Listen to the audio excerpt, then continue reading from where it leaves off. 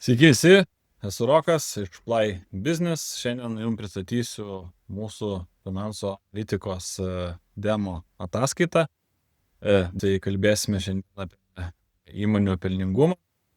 Tai yra pardavimus, savikainą, bendrą pelną, dvi versijas, veiklos sąnaudas ir pelningumo apibendrinimą. Tai dabar aš esu mūsų puslapyje playbusiness.com, pasispaudžiu ant demo ataskaitos, užsikrovę ir matom, kad štai čia mes turime 18 ataskaitos dalių. Kaip minėjau, viena dalis yra pardavimai, savikaina, bendrasis pelnas. Bendrasis pelnas detalus pakalbėsim, ką tai reiškia. Veiklos sąnaudos ir pelningumo apibendrinimas. Kita dalis susijusios su pinigų srautais.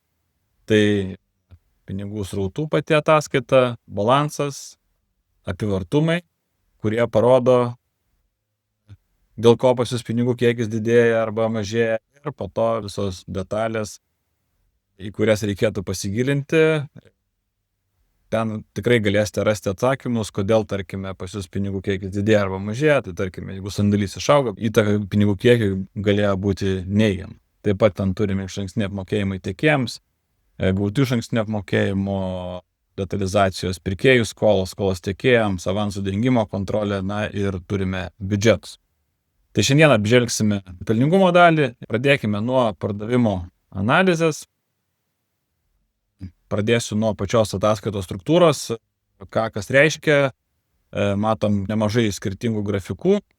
Atkreipiu dėmesį, kad kiekviena įmonė pačią ataskaitą konstruojame pagal įmonės veiklos specifiką. Matote tam tikrus pjūvius, kurie būdingi tam tikrai įmonių grupiai, specifiniai veiklai. Kiekviena įmonė turi savo ataskaitos struktūrą. Pradėsiu nuo viršutinių grafikų. Matome čia pardavimus eurais, lyginam pardavimus eurais 23 metus su 24 metais. Štai matom, geltoni yra stulpeliai 23 metų pardavimų palyginimas su 24.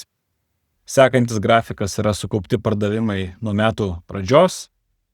Taip sakant, jeigu mes dabar esam užsidėję 9 mėnesių pardavimus ir juos lyginam su praeitų metų 9 mėnesių pardavimais, tai va čia užvažiavus ant 9 mėnesio grafiko ir stulpelio 24 metų matome 24 metų sukauptus 9 mėnesių pardavimus ir matome 23 metų 9 mėnesių sukauptus pardavimus. Sekantis grafikas yra sukauptų pardavimų nuo metų pradžios arba NMP, ir čia mes iš karto galime matyti, mums pasiskaičiuoja, kokia yra dinamika, ar mes turime daugiau arba mažiau ir kiek procentų sudaro pardavimų. Matėm, kad buvo pardavimo mažesni. Tai atitinkamai ant 9 mėnesio matom, kad 24 metų 9 mėnesių pardavimai yra mažesni 5,58%. 23 metais tuo pačiu laikotarpiu šita įmonė turėjo beveik 15% augimą. Sekančiam grafike turime vidutinę kainą eurais, tai vidutinę kainą šiuo per produktą. Tai jeigu aš pasižymėsiu tam tikrą produktą, tai mes matome iš karto šitos prekės pardavimų dinamiką, nuo metų pradžios skaičius, matom, koks yra rezultatas augimo arba susitraukimo ir matome, už kokią mes vidutinę kainą tą produktą pardavinėjame šiais metais ir praeitais metais. Toliau pardavim dalyje dėliojami pjūviai. Tai šiuo atveju mes turime klientų detalizaciją, matome prekių grupę, matome prekę ir matome sandėlį. Tai kiekvienas elementas jis yra interaktyvus. Jeigu aš pasižymėsiu klientą 1663, mes iš karto matysime šito kliento dinamiką visą. Atitinkamai kiekviena dalis ataskaitos persiskaičiuoja, ar tai yra grafikas, ar tai yra lentelė. Taigi matome, kad šitas klientas pagal mėnesius, jeigu mes lyginsim, tai matom tokią turėjo pardavimų dinamiką. Nuo metų pradžios jo pardavimai yra faktiškai beveik identiški praeitų metų pardavimams. Jeigu čia nueisim, matom, kad yra kažkur tai minus 0,40% punkto susitraukimas pardavimų. Tai matom, kokios yra prekių grupės ir koks yra pasiskirstimas pardavimų pagal prekių grupės. Matom, koks yra pasiskirstimas pagal prekes, kokias prekes perka ir iš kokių sandėlių buvo pardavimų. Dar vienas triukas, kurį galime panaudoti šitoje ataskaitoje, tai jeigu mes turime Windowsinį kompiuterį, tai galim laikyti Ctrl knopkę, mygtuką. Jeigu mes turime Apple kompiuterius, tai galim laikyti CMD mygtuką, pasispausti, pavyzdžiui, ant grupės 60. Ir atitinkamai man šito kliento atsifiltravo grupė 60, matom, kad toj grupė yra tik tai viena prekė, parduota iš vieno sandėlio ir matom visą dinamiką. Mes galime iš skirtingų pusių užeiti prie duomenų, tai aš dabar pradėjau nuo kliento ir bandžiau lyst gilyn, bet mes galim, pavyzdžiui, analizuoti duomenis ne tik per kliento prizmę, bet galim ir per prekių prizmę. Jeigu mes pasispausime prekių grupės 17, iš karto persiskaičiavo visi duomenys mums lentelėse ir grafikuose ir matome, kad daugiausiai šitos prekių grupės perka klientas 9. Toliau antroje vietoje klientas 503. Šitoje grupėje top prekės yra šitos ir pardavinėjami iš skirtingų sandėlių. Tai čia mes esam pardavimų dalyje, kurią mes sudėliojame pagal kliento poreikius.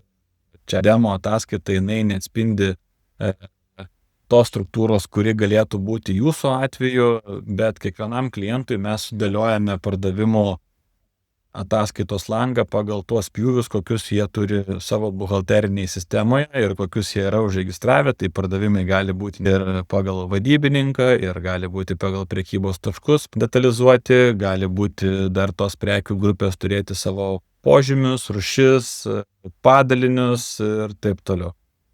Faktas, kad skirtingos įmonės turi skirtingus pjūvius, tai tarkim, jeigu yra mažmeninė prekyba, tai gal tada jiems būtų aktualiausia prekybos taškai. Jeigu tai yra projektinė veikla, tai turbūt pardavimai svarbiausia būtų pagal projektus arba projektų vadovus, sakykime, projektų vadybininkus. Taip, tai pardavimų dalį pasižiūrėjome, keliaujame į sekančią dalį, kur yra savikaina. Taip. Tai su savikaina yra tokia situacija, kad mažmeninės prekybos įmonėm gal savikainos analizė mažiau svarbi, dėl to, kad ten dažniausiai savikainai dalyvauja elementas, tai parduotų prekių savikaina, ir aišku, galėtų būti dar papildomai transportavimo kaštai, bet sąnaudas, visas įmonės sąnaudas mes galėtume suskirstyti į kelias kategorijas, galima būtų priskirti savikainai, galėtų būti pardavimų sąnaudos arba galėtų būti veiklos sąnaudos. Tai viskas priklauso nuo įmonėje, kaip organizuota apskaita, bet kartais būna, kad prie savikainos jie priskiria logistikos arba prekių pristatymo sąnaudas.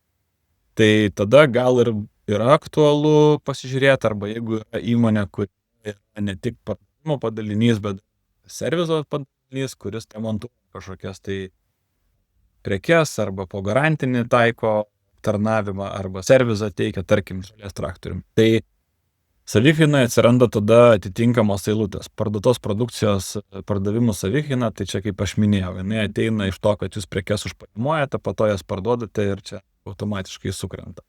Bet gali būti kitos eilutės atsirasti. Ir kaip minėjau, mažmeniniai prekybai tai gal mažiau aktualu, bet tarkim, jeigu mes turime gamybinę veiklą, tai savikainos analizė labai svarbi. Mes turime kiekvieną elementą pasižiūrėti atitinkamai kaip ir veiklos sąnaudos. Tarkime, šiuo atveju mes turime gamybos darbininkų darbo užmokestį, mes galim pasispausti ant tos konkrečios eilutės ir matome visą 9 mėnesių dinamiką. Matom, kad tam tikrais mėnesiais gal sąnaudos buvo šiek tiek didesnės, kai kuriais mėnesiais šiek tiek mažesnės. Nuo metų pradžios mes turim per 9 mėnesius 517 tūkstančių eurų, praeitais metais buvo 531, tai šiais metais gamybos darbuotojų savikaina traukėsi 2,54% punktų. Atitinkamai mes kiekvieną elementą persižiūrim kiekvieną mėnesį, tarkime, nes dujų sąnaudos, mes matom dujų sąnaudų visą savikainos dinamiką. Tarp kitko, dar netkreipiu dėmesio, apačioje mes matom dar ir detalizavimą, tai jeigu yra tiekėjai, tai Čia mes matome tą eilutę detalizuotą pagal tiekėjus ir jeigu yra poreikis, mes su Ctrl arba CMD mygtuku galim netgi pasispausti dar ant konkretaus tiekėjo 914 ir matyti, kokia yra to tiekėjo konkretaus dinamika. Kitaip sakant, mes galime lysti gilin, kiek leidžia mums duomenis ir kiek yra ataskaitos sukonstruotos. Tai šiuo atveju aš matau, kad klientas jisai dar gali išsiskleisti ir galim dar išsiskleisti dar netgi vieną papildomą lygmenį. Tai mes galime daryti iki konkretaus dokumento. Einam dar giliau, pažiūrėsim, ką mes ten turim. Turim dujų sąnaudų, tai čia jau konkrečią sąnaudų eilutę turime. Bet jeigu yra poreikis, mes galime išsidetalizuoti iki mums reikiamo lygio. Ir dar vienas gal patogus funkcionalumas, čia matote, yra tokios kaip ir rodiklytės. Tai jeigu aš dar grįšiu ant dujų sąnaudų, čia aš norėčiau išsiskleisti visas eilutes, tai man tenka pasispausti tai šitą tokias šakes į apačią ir mes turime visus išskleistus duomenis.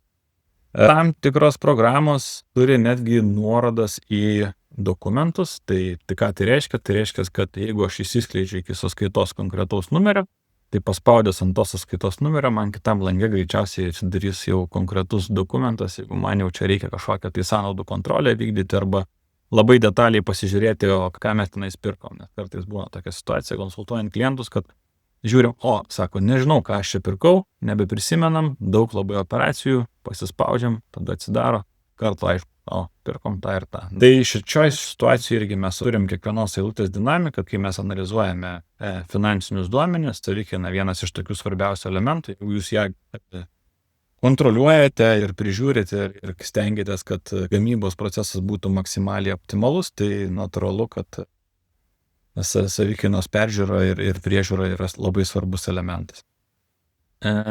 Kitose ataskaitose, čia gal demo ataskaitai negaliu pademonstruoti, bet dažnai turime detalios eilutės arba visos savikainos svorį nuo jūsų pardavimų dinamiką. Tenka pasispausti ir mes matom, kokia yra dinamika konkrečios eilutės. Matom, kokios yra nuomos sąnaudos, matom, kokios yra elektros energijos sąnaudos, turime kažkokią įrangą, kuri dėvisi, pakuotę, kurią perkame, remonto sąnaudos, tam tikros, jeigu įrengimai genda, įrangos nusidėvėjimas yra, vandens sąnaudos ir kitos galimos sąnaudos. Išanalizavus savikainą mes judame į priekį.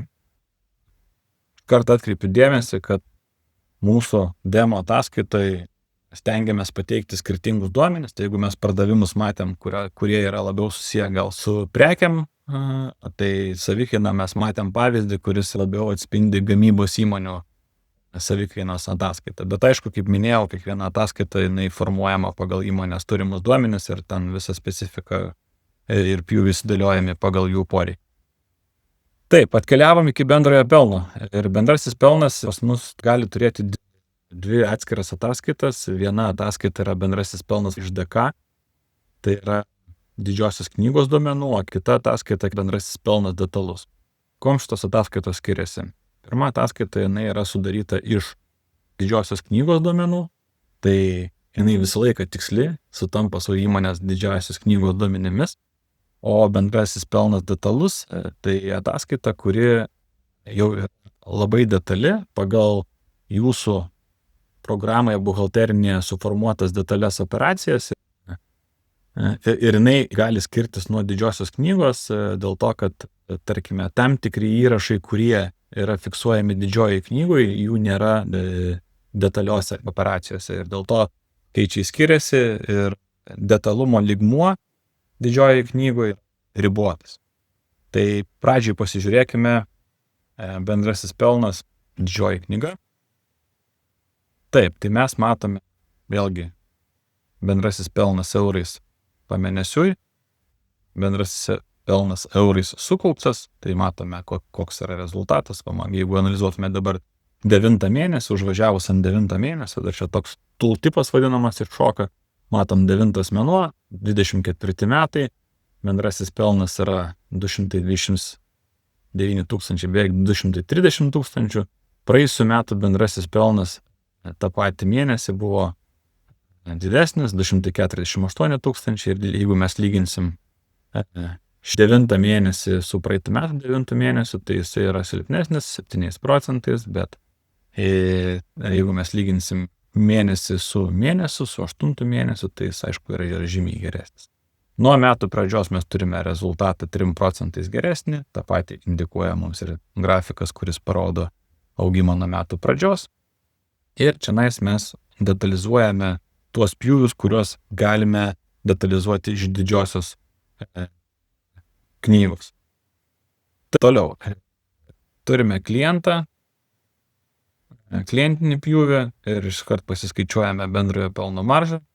Atitinkamai pasispaudus ant kliento mes galime matyti visą bendrojo pelno dinamiką to konkretaus kliento. Jeigu tai yra objektai, tai mes galime ant objekto pasispausti. Na ir čionais dar turime bendrojo pelno maržą pamėnesiui, viso mėnesio rezultatą, kurį mes galime pasilyginti su praeitais metais. Tai jeigu lyginsim 9 mėnesių, 24 metų bendrojo pelno marža yra 51,59, o 23 metais jinai buvo daug didesnė. Ir paskutinis grafikas šitoje ataskaitoje, tai yra slenkantis 12 mėnesių bendrasis pelnas ir bendrojo pelno marža. Čia mes matom 12 mėnesių slenkantį bendrąjį pelną. Matome, stulpelis žvalsvas parodo mums pinigus, o geltonas grafikas mums parodo pelno maržos dinamiką. Mes matome, kad bendrasis pelnas 12 mėnesių slenkantis vidurkis, jisai šiuo atveju ir šitoje įmonėje nuolat traukiasi ir mažėja. Keliaujame į bendrojo pelną detalų.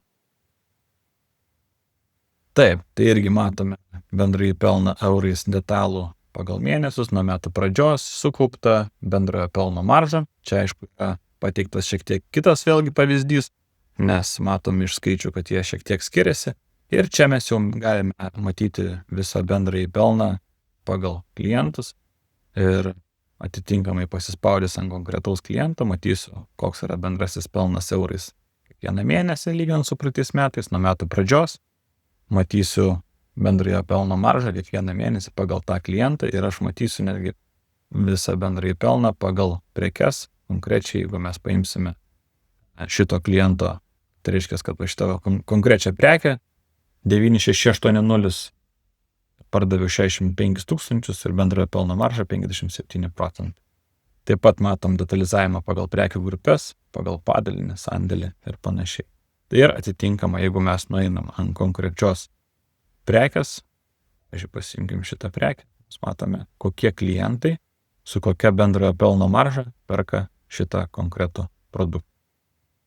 Galima užeiti iš skirtingų pusių prie šios informacijos ir matyti tiek pagal vadybininką, tiek pagal prekybos tašką, pagal kažkokį tai tam tikrą projektą netgi. Tai po pardavimo temam savikaina, gaunam bendrąjį pelną, kuris yra skirtas mūsų veiklos sąnaudom padengti, keliaujame į veiklos sąnaudų dalį. Veiklos sąnaudų dalyje mes matome, vėlgi priklauso nuo įmonių, apskaitos struktūros, kaip viskas yra organizuota, bet mano mintis dažniausiai yra tokia, kad veiklos sąnaudose turėtų administracinės sąnaudos būti. Čianais mes jas galėtume kontroliuoti, sekti, kokia yra dinamika, kas su jomis vyksta, nes jeigu pardavimai traukiasi, veiklos sąnaudos didėja, mes turim nelabai gerą situaciją. Taip, tai vėlgi turim sąnaudos pagal mėnesius, nuo metų pradžios. Čia pasiskaičiuojam, koks yra atsitraukimas arba augimas. Kaip bebūtų keista, dažniausiai jos auga, ypatingai jeigu jų nekontroliuoja. Tai tikslas šitos ataskaitos yra kiekvieną mėnesį reguliariai persižiūrėti, kas vyksta su jūsų veiklos sąnaudomis ir jeigu jūs turite įtakos tam tikrai sąnaudai, tai atitinkamai jūs galite susiplanuoti savo veiksmus ir įtakoti tuos dalykus. Tai pasispaudėm darbuotojų darbo užmokesčio ir su juo susijusių sąnaudų, matom, kad kokia yra jo dinamika. Tarp kitų, pasižiūrim, koks čia pas mus augimas, 17%, tai jeigu mes dabar pasispausime ant konkrečios sąnaudų eilutės, čia mes matom iš karto, kad darbo užmokesčio sąnaudos augo ne 17, o šiek tiek daugiau. Taip, žiūrim, kas su ilgalaikiu turtu darosi, ilgalaikio turto nusidėvėjimo sąnaudos mažesnės, pardavimas ir kitos sąnaudos, matom, pardavimo ir kitos sąnaudos 13%. Nekilnojamo turto nuomos, pokyčių nėra. Taip, matom čia sertifikavimo ir ISO sąnaudos. Augimas 131%. Na, verta kaip dėmesį. Apačioje mes turime iš karto detalizavimą, kokių tiekėjų atėjo sąskaitos ir kurie tiekėjai daugiausiai sąnaudų mūsų sugeneravo. Valymo paslaugos pasižiūrim.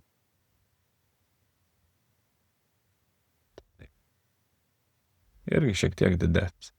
Dar vienas svarbus momentas, iš tikrųjų, čia šitam pavyzdį aš matau dabar pakol kas reklamos sąnaudų, bet jeigu jos būtų, tai tarkime irgi labai svarbus elementas. Čia gal galėtų būti pardavimo ir kitos sąnaudos irgi marketingas.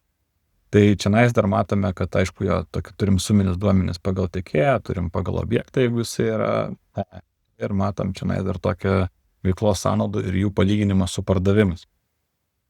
Tai vėlgi matom sąnaudų svorį ir jeigu pasispaudžiam ant tam tikros eilutės, mes matome, o kiek procentų sudaro nuo pardavimo ir kokie yra dinamika. Kartais sąnaudų augimas nebūtinai yra blogai, dėl to, kad natūralu, jeigu tu augini verslą, tai auga ir tavo sąnaudos, bet blogai yra tada, kada veiklos sąnaudos auga daug greičiau negu pardavimai. Na ir čia mums tas grafikas indikuoja, kas vyksta su jūsų sąnaudom ir sąnaudų svoriu.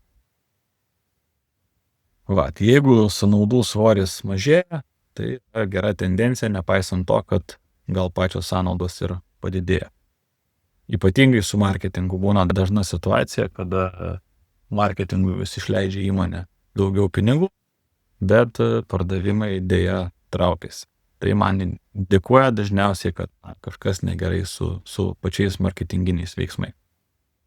Tai dar važiuojam toliau, ką mes čia turime, turim pelningumo apibendrinimą, dar noriu atkreipti dėmesį į tai, kad demo ataskaitoje neparodome, bet dar turime netipinės ir finansinės veiklos sąnaudos atskirą ataskaitos dalį, atskirai atskiriam, kad nesimaišytų su bendrom sąnaudom ir turime netipinės ir finansinės veiklos pajamas, irgi, kad jos nesimaišytų su jūsų pagrindinė veikla.